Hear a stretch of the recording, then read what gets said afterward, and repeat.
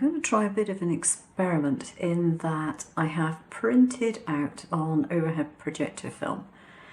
This is the design that I drew in, I think this was actually in Procreate. I put it into shortcut slot and I made it into a cut file basically, or something that I could print out, and I've printed it out in a couple of different ways. But this particular one I've printed on overhead projector film with the intention of making a stamp from it. Now I haven't used overhead projector film to make a stamp for a very long time, and I'm not sure if it will work or not, because I don't know if you can see it, my print is not wonderful. I mean, it has some lines going through it, it's not brilliant. So if this comes out, it'll be quite nice. If it doesn't, well, okay, learn by my mistakes. And so what I'm going to do is to put the usual piece of film over my design. I happen to have a ring which is the right size, which is pretty good. And I need to position that very carefully if I'm going to use that exact size. So because I don't trust myself to be quite that careful, I'm going to go for the next size up. I'll have a little extra on there, but it will give me a safety margin. So I shall put my gel on there, and here we go. I'm just going to squeeze it out into the middle and keeping contact with the gel. I'm not raising the nib up off of the gel. I'm just keeping a constant pressure on here, and I'm letting it flood. I think that is probably going to do it. I think that will spread out adequately, and I've managed to get it without any bubbles in it, so that's okay. I have my second piece of cellophane, and I'm going to put that on in the center and let it fall out like that.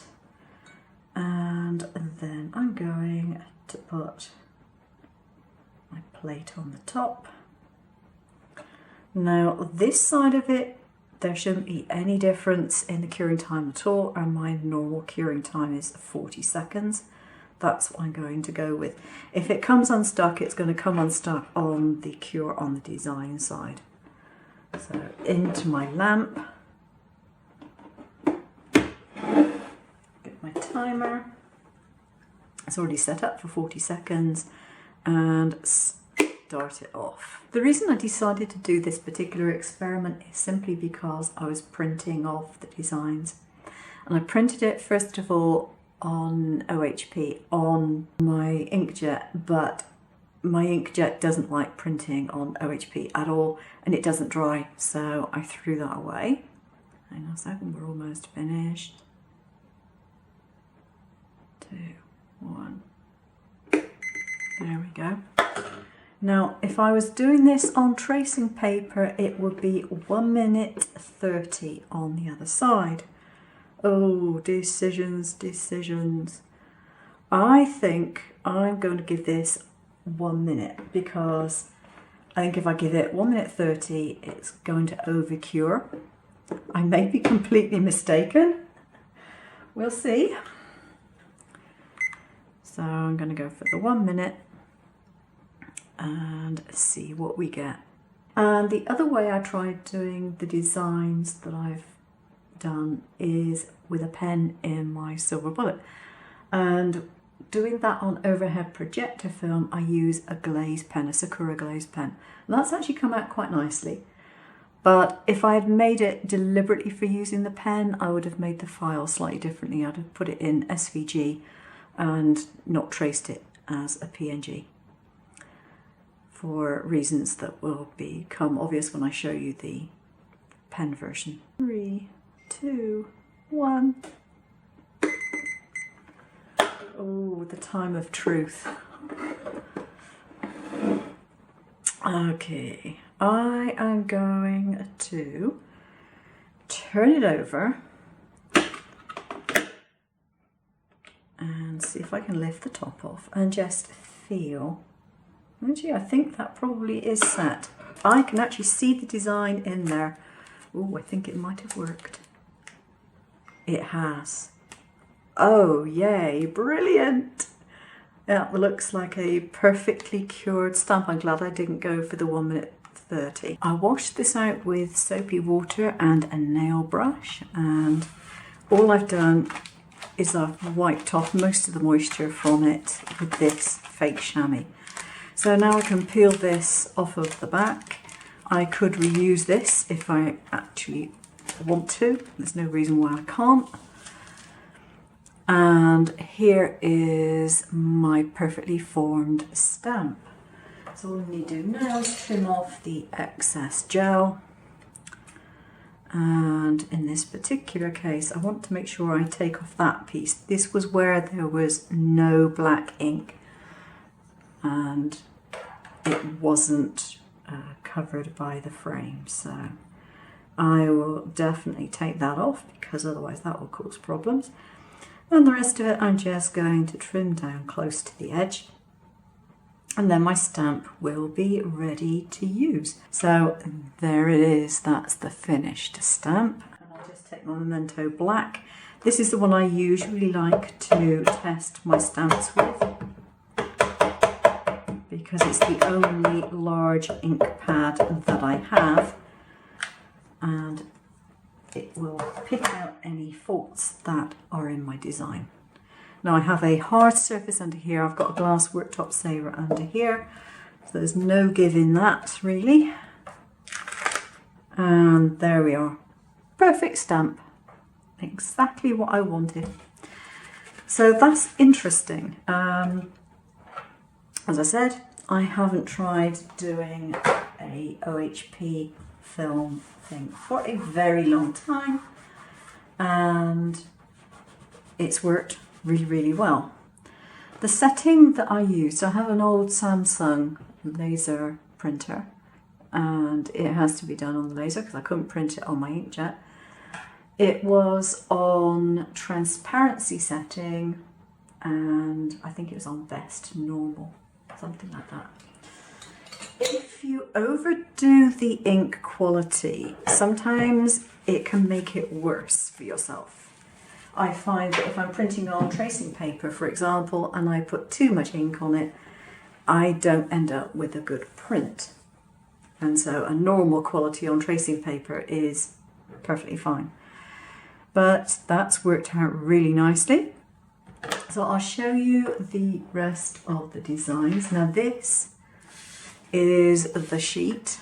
Hold on, let me just zoom back out again. There we go. This is the sheet that one was cut from, and as you can see, it's not, it's not a brilliant print, is it? Not brilliant at all. But it seems to have done the job. Well, I seem to have got something on one of my designs. I think I've got something sticky on it. No, bit of fluff. That's okay, that came off. So you can see on here that my designs have got different thicknesses of lines. Now the one that I just did was a very fine line. These are slightly thicker. Now if I was going to make these into a stamp, I would cut down that second cure time probably to about 30 seconds because those lines are so much thicker than these are. If I gave those 1 minute, I would end up with very, very thick lines. It wouldn't have detail in it. It would be terrible. So I'd probably cut it down to 30 seconds. So if you do want to take my designs and make stamps out of them, there you go, that's how you can do it. This one I've done with a Sakura Glaze pen. And you can see that it's very pretty. I like it. But because the pen is quite juicy, what it does is it fills in some of the design. Now it's quite a pretty effect, but it's not what I actually want it to look like. I want to be able to colour the flowers and things, and you couldn't do that with that one. And then the other way that I've done it, I printed it just onto the OHP as transparency. There we go. you can see, so that where I did the stamp, you colour the background black and you have this in white, so that the bits that are blacked out are the bits around the bits that print, if you see what I mean. But of course, if you're going to actually print it, then you have it round the normal way, showing your black lines. And here you can see the difference probably more easily in the line thickness. Now these I intend to use as part of window cards, and I think it would be really, really nice to get some alcohol markers and to colour them on the back. This image here is the one that I did with the glossy pen in my silver bullet. It's dried off now, but as you can see, it's still really glossy. That's what the glaze pens are supposed to do because they are designed for non-porous surfaces. So behind that I've put some glitter card, and this is just being stuck on with glue dots because those stick glitter pieces on quite nicely generally. And this at the moment is very plain because I haven't put a sentiment on it. Reason for that, because I don't know for what occasion I'm going to give it. So I'll put a sentiment on it later on, so ignore the fact that that is somewhat plain. You could put a border around this if you wanted to, but it's just an example of what it looks like if you use a pen in order to do the file rather than doing a stamped image or doing a printed image. This one I'm going to colour in, but I'm going to colour in from the back. So this is the side that's printed.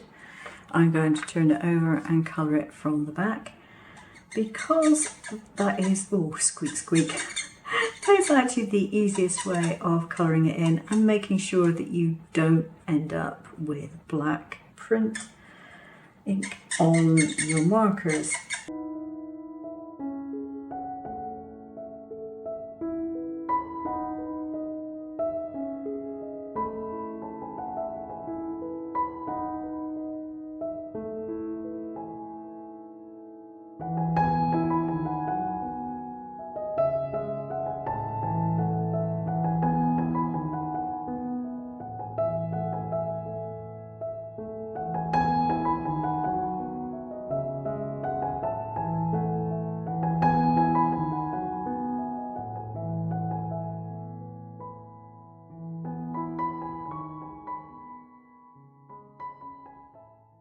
There we are. And obviously you need to put it on a background. Now you might choose to put it on a coloured background like that. You might choose to put it on a white background. But regardless, what you want to do is to put it behind a window. And so this one is designed to actually fit this particular window. My other one was cut slightly smaller. So here's the second one, and I've just put that one onto a plain white card as well. I think that looks really nice with the graduated colour behind it, and you've obviously got the graduated colour around the outside as well, so I think that works quite nicely. So two different cards with the same type of design. They are different designs but similar type. You could also use these in portrait mode if you want, sorry, landscape mode if you wanted to. There's no reason why you shouldn't. And yeah, I think they would be really pretty cards when they're completely finished off with the sentiments. That's it for now. Thanks for watching. Take care.